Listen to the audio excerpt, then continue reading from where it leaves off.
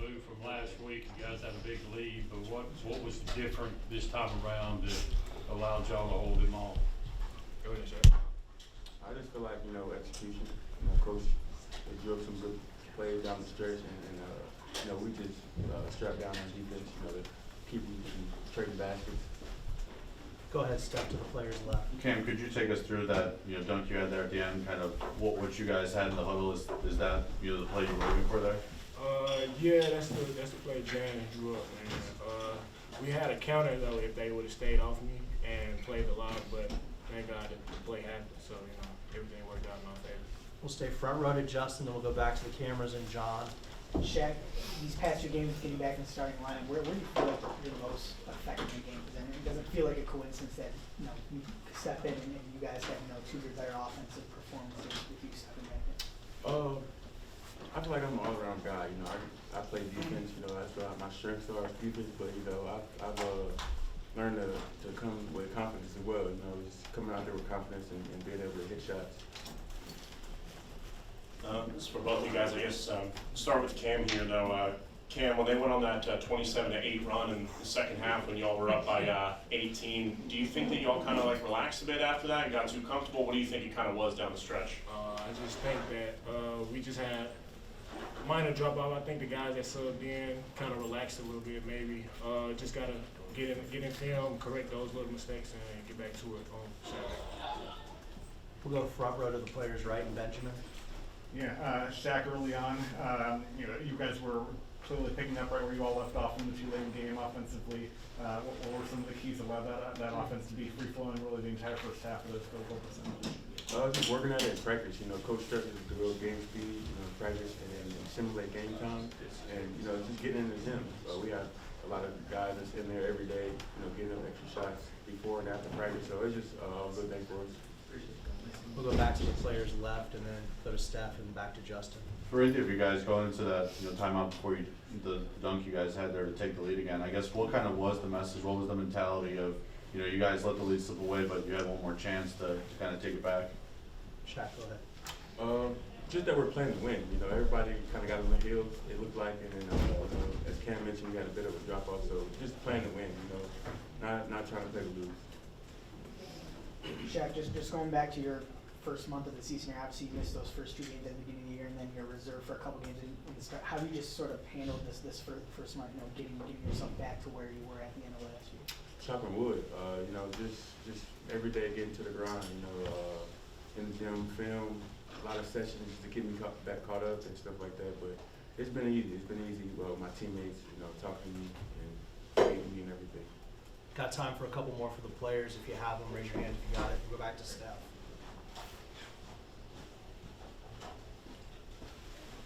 You said 27 to what, bro? 27-8.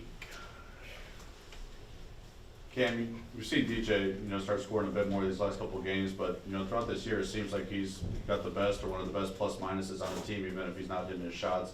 How have you seen him kind of impact the game in multiple ways, and how big has he been to, the success you guys have had early in the season? Just him being himself. DJ's always been that guy. Whether it's scoring the ball or not, he's just a really great player. He knows how to play. He just does everything he does doesn't always equate to the box score. He's just a winner. That's how I like to see my brother. And Justin, wrap us up. Cam, just going back to your reaction there when you hear those numbers, and pairing that with what happened in the Southern, just I guess how frustrating is that having that back-to-back home games, especially with how veteran this group is? Real frustrating. Just knowing that the guys that we got, we've been here before, we've weathered storms before, and we just got to do better on containing the other team and not letting them get confidence once we push them out. Coach, could you take us through what you guys were looking for in that huddle on that play to Cam Matthews and kind of how that play worked out for y'all? If it didn't work out, there would be hundreds of people questioning me of why we ran a live play down 1. I didn't think about that when we were going through the process of making a decision on what we needed to run at that point. Certainly, at that point in the game, a lot of people have a lot of suggestions, and I'm glad they do.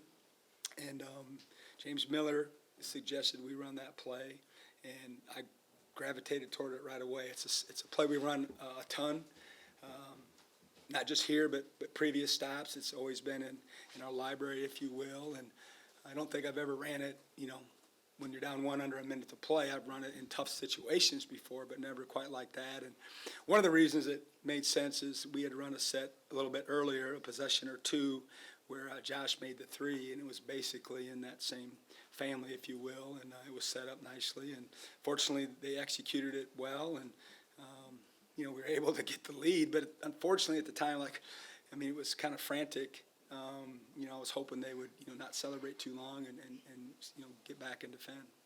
We'll stay front row middle and go to Justin. Chris, what do you make of why sort of this team has struggled a little bit to hold on to large leads at home between tonight, the Southern game, and even the North Alabama game a little bit?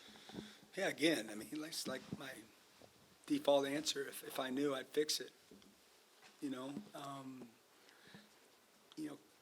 I don't know. Certainly, what what was our biggest lead? 19, 18, and 19. I was going to sub, and then the same guys can't play the whole game. And it didn't feel like in the second half when we subbed that we were as efficient, we were as productive. The lead started, going the wrong direction. And, Cam got in some foul trouble. Sean Jones had some foul trouble. That didn't help the situation at all. We had some other guys that were in the game that just didn't play very well, and they took advantage of it. And I tell our guys all the time, when I've been in the other shoes more often than I've been in these, and you just don't understand until you're there. These games mean so much because it can move the needle, with their program across the country. It can be a galvanizing game, if you will, for programs, and it's happened to me, prior to being here, and it's just hard to sometimes get that point across. I don't know why it should be at this point. We've played a bunch of, teams similar to that have gave us trouble or beat us even since I've arrived, but human nature, I guess, kicks in a little bit, and when you have a bigger lead, you, for whatever reason, let off the gas, and they had no quit in them, and kudos to Coach Prohm, who I really, really respect in this business. They're very well coached. We knew that going in. He did an excellent job of game planning against our defense and got it on the floor. We'll go ahead and go to coach's right in the front row with Paul, and then we'll go to the second row in the middle to Tanner. Paul, go ahead. Speaking of upsets, I'm sitting here watching Northwestern about to get beat by Chicago State. Wow. Kind of on, not defensive-wise, but offensively, you talked a lot about building confidence, seeing the ball go through the net. Do you feel like that was kind of a carryover tonight, especially in the first half? That started the game, and even at the halftime, I don't know if I've ever coached in a game where it felt like that. At one point, I can't remember exactly when it was in the first half. It was during a timeout. I started chirping at him about, not having any offensive rebounds. And then I looked at the stat sheet, and we were 15 for 16 from the field. And I'm like, well, okay, dummy. There wasn't any available, to them. But I was shocked. I knew we were playing well. I didn't realize that we were 15 for 16. And but what I told the staff at halftime is I don't ever remember being 15 for 16 in any game, out to shoot like that. But I would have thought we'd have had even a bigger lead, than we did. And normally, our defense kind of is what our rallying, point is. And they did a good job. They did a really good job of running some things that they hadn't shown all year long, and the game plan for our defense. And we struggled, and then we made adjustments at halftime, but they didn't run that stuff, anymore. He did a really good job of having some other things ready for us. He knew we would probably adjust, so he did some other things that gave us some problems. But, that offensive, first half, it was similar to, what happened at Tulane. It's like, man, that momentum carried over. We were really sharing the ball. We were getting in the paint. We were, for the most part, getting what we wanted to do. And then as the game, waned, we had a more difficult time, getting in the paint like we did earlier in the game. Coach, Shaq's second, game in a row in the starting lineup, two of his better offensive outings on the season so far. Talk about that kind of aspect he brings to that starting five and maybe why he's playing better as a part of it. Yeah, I don't know if that has anything to do with it or not. You'd have to ask him. I know you know, it's a big shot in the arm for us when, you know, he can make some baskets for us. You know, he's usually one of our better defenders. What he's done better this year than last year is he's found ways to, you know, cut behind the defense and get himself, you know, momentum toward the goal. And then he's an excellent, you know, finisher for his size, and he's a great athlete, and he's, you know, really got a craft around the goal to put it in. He's been doing that, you know, the last couple games. And then, you know, he started the game with Tulane with the 3, and he was 2 for 2 tonight. And, you know, that's got to really make him feel good going forward. And it's nice to, you know, have another option, you know, that can shoot the basketball from beyond the arc. We'll go back to the cameras and John, and then we'll go down to Danny P. in the second row. Chris, how would you assess kind of your team's defense in that second half tonight? Yeah, obviously, defensively, it wasn't one of our better performances that we've had. You know, certainly the tape will, you know, tell the true tale, but, you know, they made some tough shots too. You got to give them credit. I mean, I thought the last 5-7 minutes, number 2, Perry, you know, he made some really good shots. We certainly had some breakdowns. We were going back and forth if we switched the ball schemes with him, because it's very unique. He plays the 4 for him. So you got a 4 or 5 ball screen. You don't see that, you know, that often. And Jimmy's a bigger dude, and this game, you know, drug on. You know, he wasn't up to the level that we needed him to be up. But, you know, I thought they made some tough shots. And like I said earlier, I thought they did a really good job of, you know, coming up with some things, you know, that could hurt us. And, you know, now that we're exposed that way, we're going to have to tweak what we do because other teams will mimic it. Coach Bestway, the way the game ended, how big was that little 8-3 spurt to start the second half to give you that little cushion where you didn't, you know, where it did get close to the end, it could have been a little worse? Yeah, again, you know, great start to both halves. You know, kudos to, you know, the starters in this particular game for being ready and motored up. And, you know, and what I told them after the game, that first and foremost, you know, just congratulations. We won the game, and that's what the bottom line is. It's the way it is. In 2 days, or even in a week for sure, no one's going to be talking about, you know, the Murray State game and you know, what the score was, et cetera.